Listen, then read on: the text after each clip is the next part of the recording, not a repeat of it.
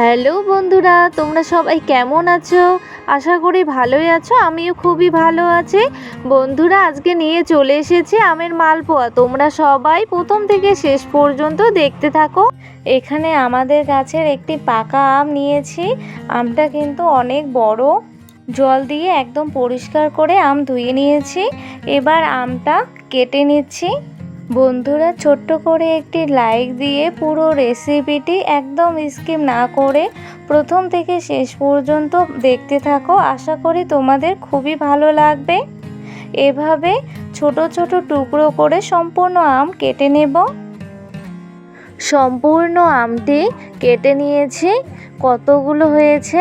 এবার এখানে একটি মিক্সিং জার নিয়েছি। এই মিক্সিং জারের মধ্যে আমের টুকরোগুলো দিয়ে দেব। যারা যারা এখনও পর্যন্ত আমার চ্যানেলটিকে সাবস্ক্রাইব করোনি, সাবস্ক্রাইব করে আমার পাশে থেকো। এবার এখানে চায়ের ছোট্ট কাপ দিয়ে 1 কাপ সুজি দিয়ে দিলাম। আর দিয়ে দেব ওই কাপেরই হাফ কাপ চিনি। তোমরা কেমন মিষ্টি খেতে পছন্দ করো সেই অনুযায়ী চিনি দিয়ে দেবে। এবার এখানে দিয়ে দেব ওই কাপেরই 1 কাপের একটু কম গরুর দুধ আগে থেকে জাল করে ঠান্ডা করে নিয়েছি। এবার সব কিছু ব্লেন্ডারে খুব ভালো করে পেস্ট করে নেব। ব্লেন্ডারে সব কিছু খুব ভালো করে পেস্ট করে নিয়েছি। এবার একটা পাত্রের মধ্যে ঢেলে নেব। যারা যারা আমার ভিডিওটি সব সময় ফুল ওয়াচ করো তাদেরকে জানাই অনেক অনেক ধন্যবাদ। এবার ওই কাপেরই দিয়ে দেব হাফ কাপের একটু বেশি ময়দা। এবার সমস্ত কিছু হাত দিয়ে খুব ভালো করে মিশিয়ে নেব।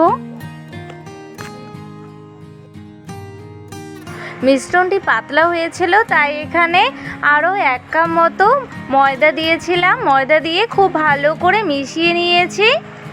তোমরা দেখেই বুঝতে পারছো কতটা ঘন করেছি। এবার 15 মিনিটের মতো রেস্টে রেখে দেব।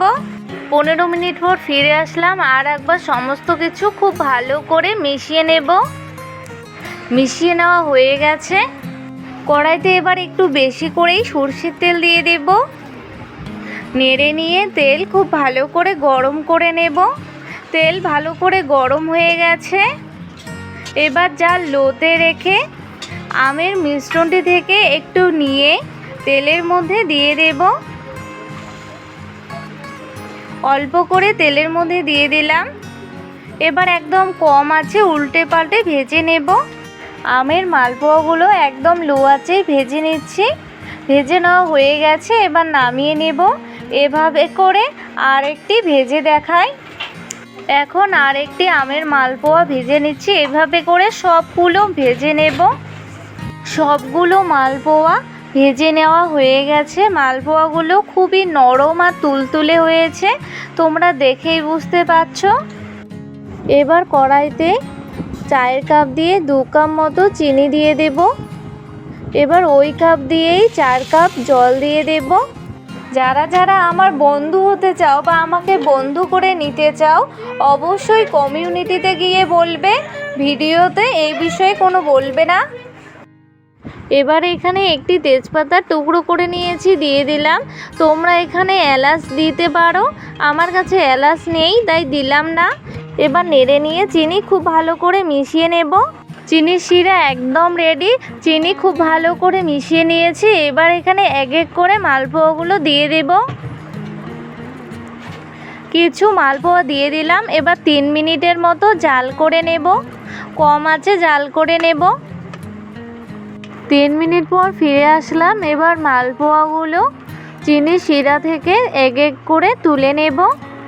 এভাবে করে বাকি ভেজে রাখা মালপোয়াগুলো চিনির শিরার মধ্যে দিয়ে 3 মিনিট রেখে তুলে নেব। আমের মালপোয়া রেসিপিটি একদম কমপ্লিট। এই আমের মালপোয়া রেসিপিটি তোমাদের কেমন লাগলো অবশ্যই কমেন্টে জানাতে ভুলবে না। আর এইভাবে অবশ্যই একবার বাড়িতে ট্রাই করো। আশা করি তোমাদের খুবই ভালো লাগবে। বন্ধুরা, আমার ভিডিওটি দেখে তোমার ভালো লেগে থাকলে লাইক, কমেন্ট এবং শেয়ার করবে এবং অবশ্যই চ্যানেলটিকে সাবস্ক্রাইব করবে। দেখো বন্ধুরা, আমের এই মালপোয়াগুলো কতটা নরম এবং তুলতুলে হয়েছে, তোমরা দেখেই বুঝতে পারছো। পরবর্তী ভিডিও পেতে বেল আইকনটি অবশ্যই ক্লিক করবে। বাই বন্ধুরা।